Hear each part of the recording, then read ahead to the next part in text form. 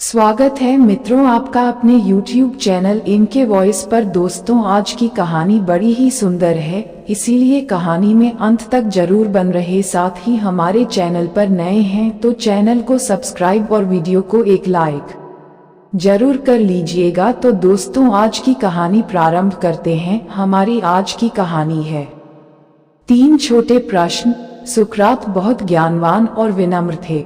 एक बार वे बाजार से गुजर रहे थे तो रास्ते में उनकी मुलाकात एक परिचित व्यक्ति से हुई। उस सज्जन ने सुकरात को रोककर कुछ बताना शुरू किया।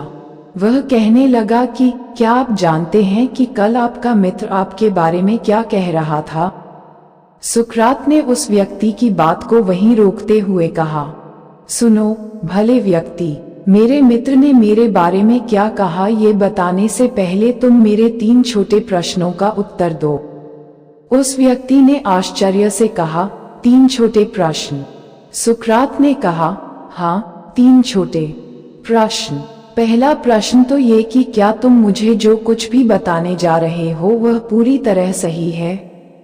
उस आदमी ने जवाब दिया, नहीं, मैंने अभी अभी यह बात सुनी। और सुकरात ने कहा, कोई बात नहीं, इसका मतलब ये कि तुम्हें नहीं पता कि तुम जो कहने जा रहे हो वह सच है या नहीं। अब मेरे दूसरे प्रश्न का जवाब दो कि क्या जो कुछ तुम मुझे बताने जा रहे हो वह मेरे लिए अच्छा है? आदमी ने तुरंत कहा, नहीं, बल्कि इसका ठीक उल्टा है। सुकरात बोले, ठीक है, अब मेरे आखिरी प्रश्न का और जवाब दो कि जो कुछ तुम मुझे बताने जा रहे हो वह मेरे किसी काम का है भी या नहीं। व्यक्ति बोला, नहीं, उस बात में आपके काम आने जैसा तो कुछ भी नहीं है। तीनों प्रश्न पूछने के बाद सुकरात बोले, ऐसी बात जो सच नहीं है, जिसमें मेरे बारे में कुछ भी अच्छा नहीं है और जिसकी मेरे लिए कोई उपयोगिता नहीं है, उसे सुनने से क्या फायदा? और सुनो, ऐसी बातें करने से भी क्या फायदा? तुम हो कौन? एक बार यूनान का सबसे धनी व्यक्ति अपने समय के सबसे बड़े विद्वान सुकरात से मिलने गया। उसके पहुंचने पर सुकरात ने जब उसकी ओर ध्यान ही नहीं दिया तो उसने कहा, क्या आप जानते हैं मैं कौन हूँ? सुकरात ने कहा, जरा यहाँ बैठो, आओ समझने की कोशिश करें कि तुम कौन हो। सुकरात ने दुनिया का नक्शा उसके सामने रखा और उस धनी व्यक्ति से कहा, बताओ तो जरा, इसमें एथेंस कहाँ है? वह बोला, दुनिया के नक्शे में एथेंस तो एक बिंदु भर है। उसने एथेंस पर उंगली रखी और कहा, ये है एथेंस। सुकरात ने पूछा, इस एथेंस में तुम्हारा महल कहाँ है? वहां तो बिंदु ही था, वह उसमें महल कहाँ से बताए? फिर सुकरात ने कहा, अच्छा बताओ, उस महल में तुम कहाँ हो? यह नक्शा तो पृथ्वी का है, अनंत पृथ्वियां हैं, अनंत सूर्य हैं, तुम हो कौन?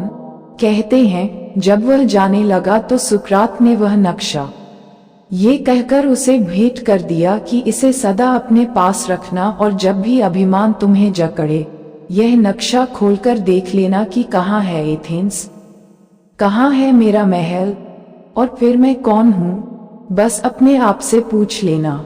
वह धनी व्यक्ति सिर झुकाकर खड़ा हो गया तो सुकरात ने कहा, अब तुम समझ गए होंगे कि वास्तव में हम कुछ नहीं हैं, लेकिन कुछ होने की अकड़ हमें पकड़े हुए है।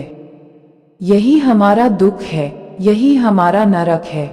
जिस दिन हम जागेंगे, चारों ओर देखेंगे तो कहेंगे कि इस विशाल ब्रह्मांड में हम कुछ नहीं हैं। शादी करनी चाहिए। दार्शनिक सुकरात के कई शिष्य थे।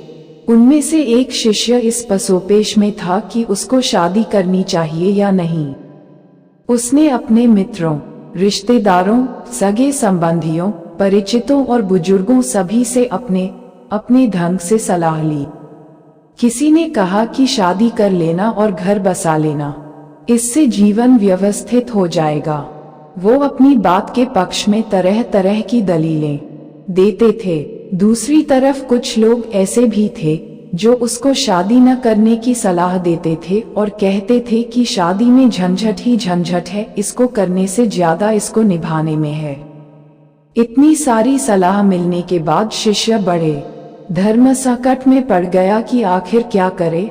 आखिरकार उसने अपने गुरु से सलाह लेने का निश्चय किया।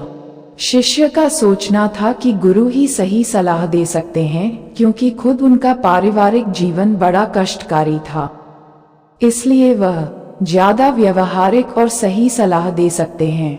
शिष्य सुकरात से सलाह लेने आया। सुकरात ने कहा कि उसको शादी कर लेना चाहिए।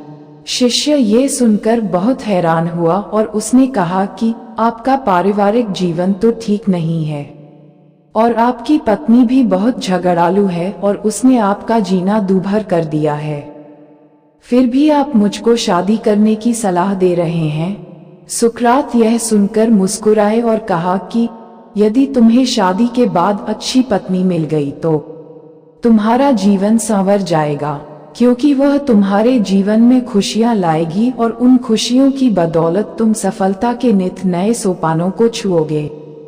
और यदि मेरी पत्नी जेनथिप की तरह कर्कश पत्नी मिल गई तो तुम्हारे जीवन में इतनी समस्याएं हो जाएंगी कि तुम मेरी तरह दार्शनिक बन जाओगे। यानी कुल मिलाकर शादी किसी भी तरह से घाटे का सौदा नहीं है। दोस्तों, आज की कहानी से आपको कुछ भी सीखने को मिला हो तो वीडियो को एक लाइक और हमारे चैनल MK वॉइस को सब्सक्राइब जरूर कर लीजिएगा। तो मिलते हैं अगले वीडियो में, तब तक के लिए अपना ख्याल रखिएगा।